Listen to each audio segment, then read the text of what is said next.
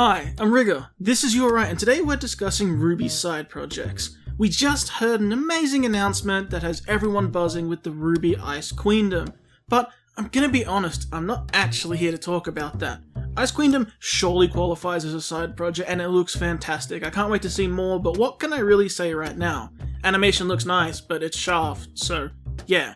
Otherwise, I can only speculate. But this is a gigantic product that's taken years to make. It's been made across the world, across language barriers, with huge studios. So, while that's amazing, what I'd actually like to talk about is utilizing side projects that will actually help mainline RWBY in the narrative, is what I mean specifically. Ice Queendom is its own thing, and it surely is helping RWBY. In fact, you can noticeably see it has. It has definitely sparked or reignited interest in the product from people who either didn't watch it or fell off. That's fantastic for RWBY the show to get some more attention and to keep the product going and to refresh things. But what I'd like to talk about is what else we can do that actually helps that mainline story, what else we could be doing with our smaller side projects of the RWBY franchise. So, using the announcement of Ice Queendom as a window to look into talking about the side projects of RWBY, I'd like to actually discuss an idea I've had for a long time.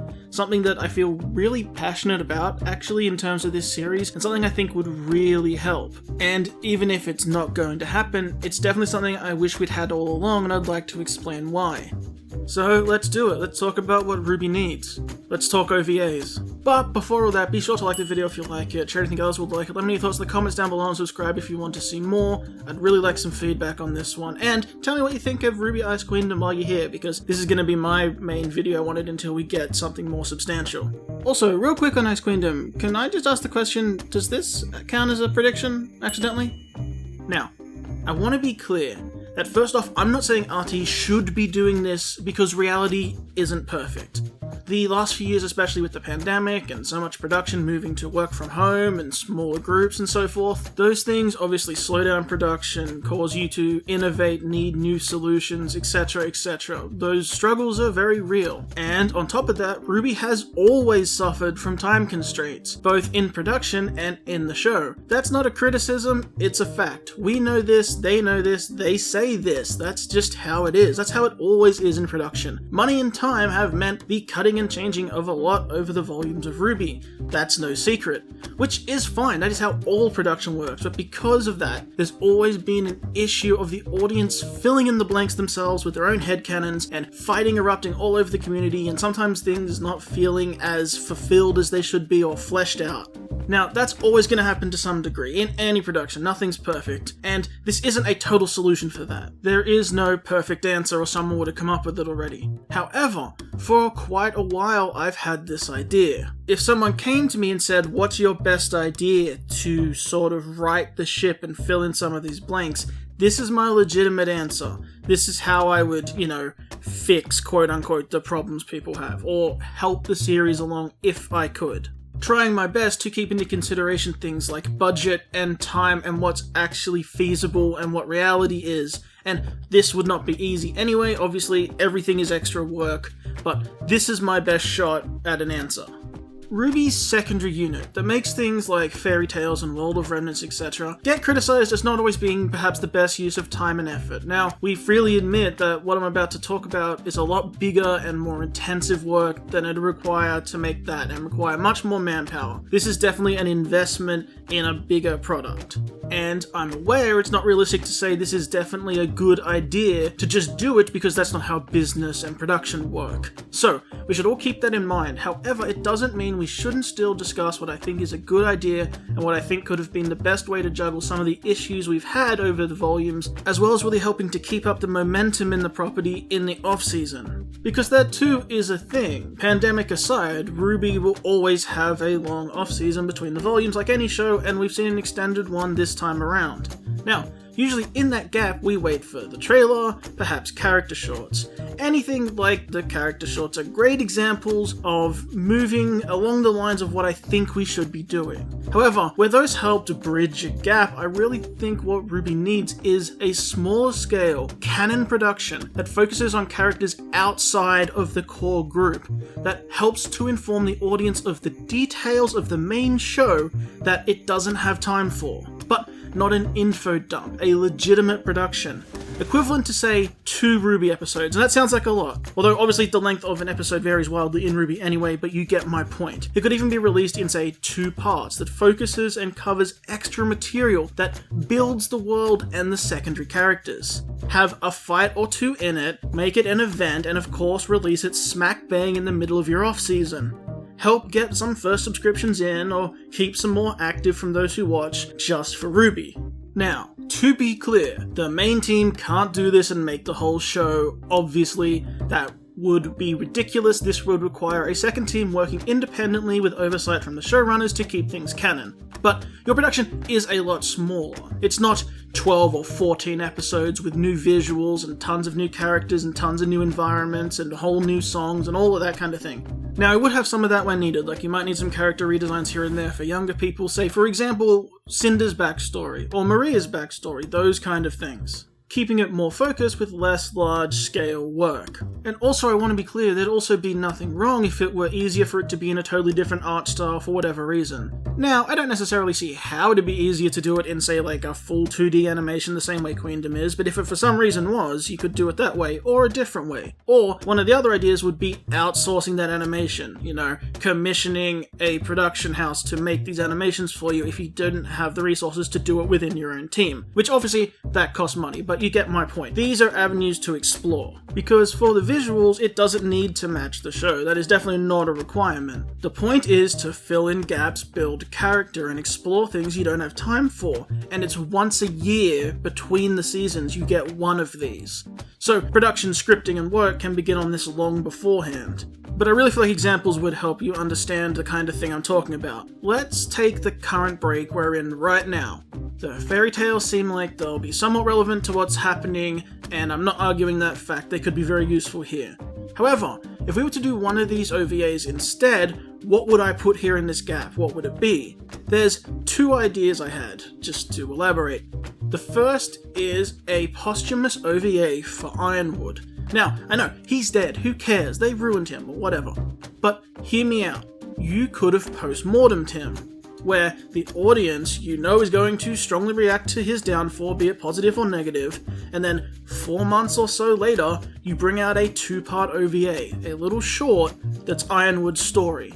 An extended backstory flashback where we fill in some of the holes, where you see who he was enrolling to be a huntsman, meet his team, see him join the military, see him move up in the world, see whatever happened to him that caused those massive injuries, and his recovery with his new mechanical body. Because surely what you do from that point is build that story around loyalty. Let's say someone betrayed him and that caused him the damage that he took, and that informs why he reacts so strongly and violently in the events we just saw with Team RWBY. It informs who he was that we didn't have time to see in the main story. We learn why he is like he is, and why he'll end up doing the things he just did.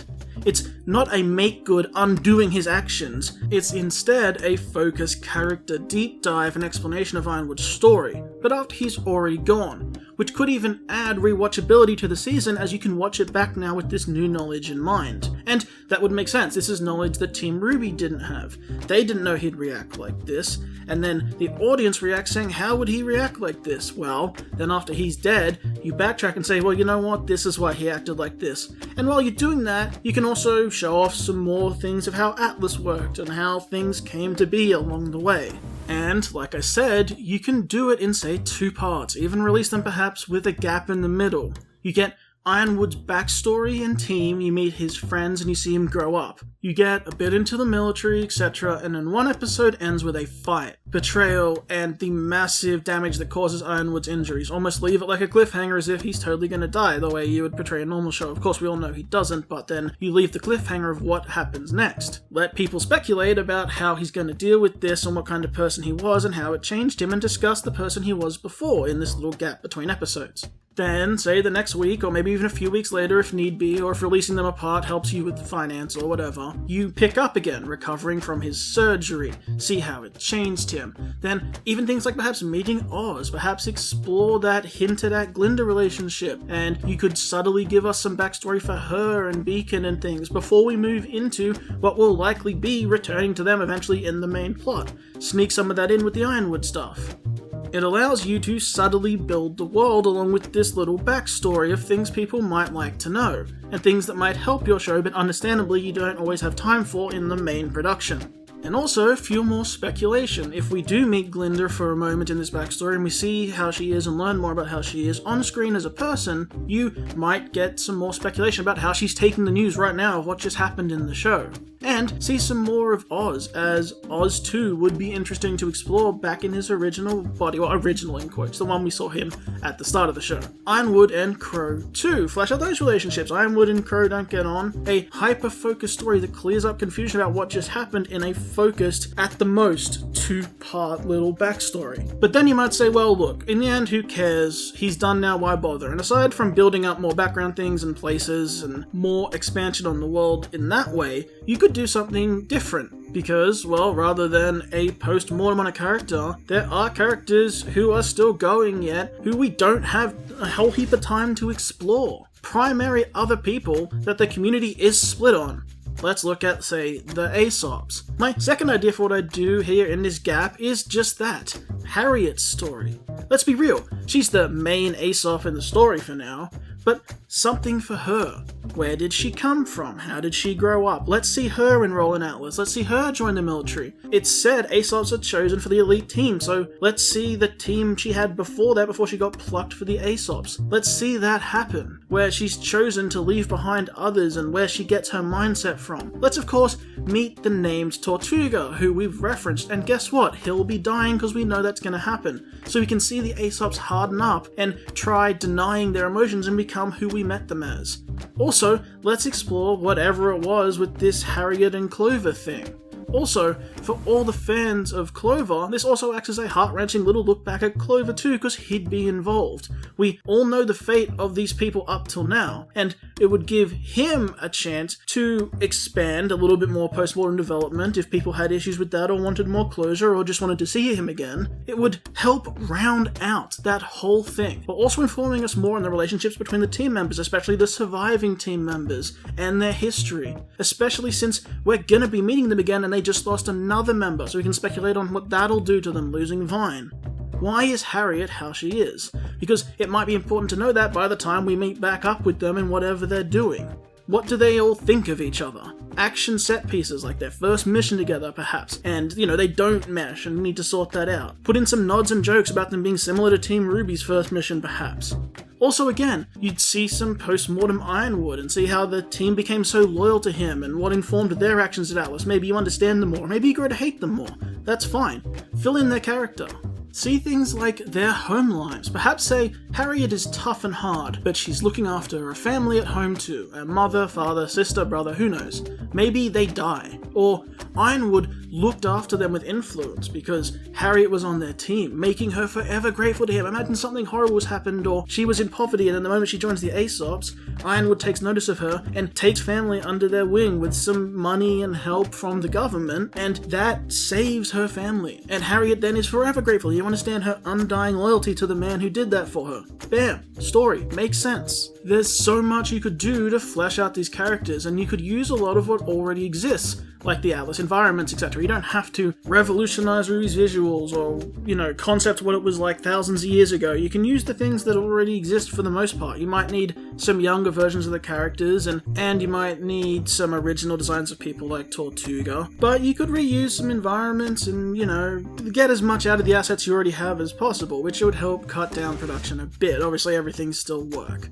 But also in that, you could, of course, come across other important primary characters, like Robin, who is also sticking around. See some of what led to this Clover interaction, and some backstory on the Happy Huntresses. You could do that alongside the Aesop story. There is also another option that instead of an Aesop short, we just get a Happy Huntresses short, where you could see instead the Aesops in the background, and learn a little about them along the way. You could see things really serious perhaps, like May's struggle with her family. You could flesh out the rest of this Huntress team that we really don't know. Show some skirmishes with Grimm, and with the mistreatment in mantle and show how they got to be who they are and what they might be doing moving forward since they're all heading off to Vacuo with everyone else. You could do so much good with any of these ideas, and yeah, these are all backstories, but that's kind of the point. You're just filling in blanks. You don't have to go with characters we all know really well. I know that's tempting. You know, what's Blake doing now, whatever, and let's peek at the island. No, you can leave that for the season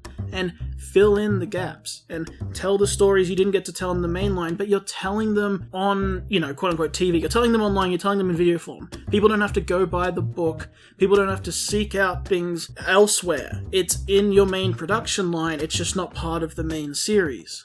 But that's also what's great about it, is it's brief. This isn't a whole series. It's an accelerated and focused story that's, again, no more than 2 episodes at the most, even less if you want it to be. Could be 2 smaller episodes. I wouldn't do 1 long extended because that's a lot more work and you can get more out of it on the business end. Also, you get to have a lot of fun. Sure, it's work too, but designing younger versions of these characters and showing them off more uses of their semblances and weapons perhaps, things we didn't get to see much but has sparked the community's interest during the main volume, you can play on all of that and people would want to see it.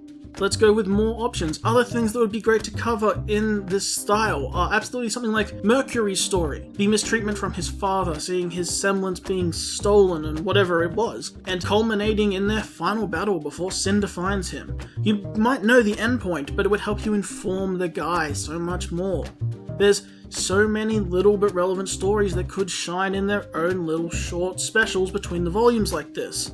Off the top of my head, you could also cover Glinda's story, Port Nublek, Leonardo's story, find out who he was before Salem found him, and that person Oz spoke about him being, and see more of Mistral, which we didn't see a lot of. There's a lot here, like Crow and Raven's upbringing with the bandits. Some of these you might personally want to find out more than others. Let's say you'd really like more backstory on Crow's upbringing, but you don't really care about Leo so much, but if you did these along the way, you could get a lot out of them. Obviously we can't go back in time, but I can't help but think if these were strategically done from the start and used between volumes in the timeline, it would have informed you so much, either before you got somewhere or post-mortem, of relevant characters. They could have been pretty powerful. And even still, there's potential for a lot of that going forward still, even though they haven't been done before this, and people would love to see them. Before we go, there's 2 more points I'd like to cover. The first is kind of a big one. If this were how things were handled, or even if it was going to be, truly, this is how I think RWBY should have handled the Team Stark story altogether. It's perfect. RT have said multiple times on panels and stuff that they'll tell that story when they have a place to fit it, and they haven't found it. Which makes sense. It's basically a jump out of the story for a whole backstory for 4 teammates. That's a lot to do. Fitting that into a main volume could be difficult, especially if it's not directly relevant to what you're doing. Where do you find that time? And when you do find that time, it's probably going to be rushed. Let's instead do this. Imagine the hype for it happening between seasons. Just imagine what would happen in the RWBY community if, say, we got to the end of Volume 9, and the credits play, and the stinger for next season plays, you know, a little tease of whatever 10 will be, and everyone goes, ooh, that's great, and it's fading out, and you think that's truly the end because there's nothing after the stinger, and then a card flashes up at the end, and announces what the OVA for this year will be, and it appears, and it's the Team Stark story. 2 dedicated episodes, longer than any squeezed-in flashback mid-volume thing where you get to see it. One of the things the community has been talking about forever, and it's getting its essentially own special. Scheduled right for the middle of the RWBY drought period is the ultimate pick-me-up, and after it, when things go quiet again, you have months more to talk about the things you just learned in that special to keep things, moving until you get to whatever the trailer will be. And again, let's be clear, this isn't happening. We can't make a time machine and go back or implement this style of doing things, and it's pretty difficult to set this up going forward right now anyway, since it would take a lot of groundwork, and the RWBY show is pretty late game now anyway. There's not a lot of spots left to make this a thing. We don't know how long RWBY will last, but I think we can all be sure it's not another 9 volumes or something, so there wouldn't be tons of these gats left to make it a serial thing. Something that we come to expect and look forward to between each gap. It's just not going to happen. However, that is my last point,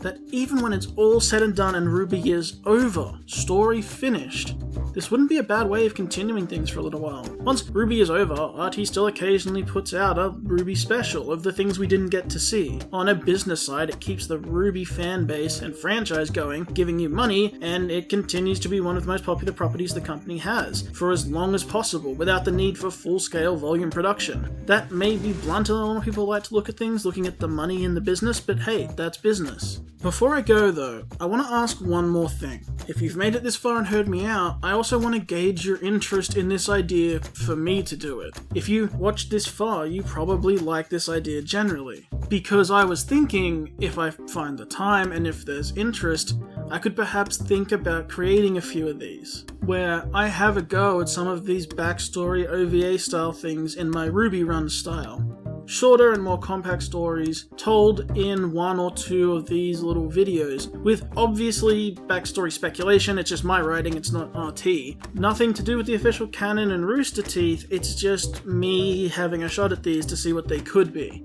I've been considering it for quite a long while. It's speculation, and done like a theory, but basically as backstory fanfiction. The only thing I don't want is the appearance that I'm saying this is how it should be done, or anything like that, because that's never my goal, and it does stray away from the purely alternative reality writing I usually do for this show. But it seems pretty unlikely, given the track record of RWBY so far, we're going to be seeing a lot of things like this in any detail, so it might be fun to speculate on them anyway. Who knows? But let me know what you think. That's all for now. Before you go, please be sure to hit the like button if you liked it, subscribe for more, and let me know your thoughts in the comments on everything discussed here. Until next time, my name is Rigger. I hope you have a wonderful day, and I hope I did alright.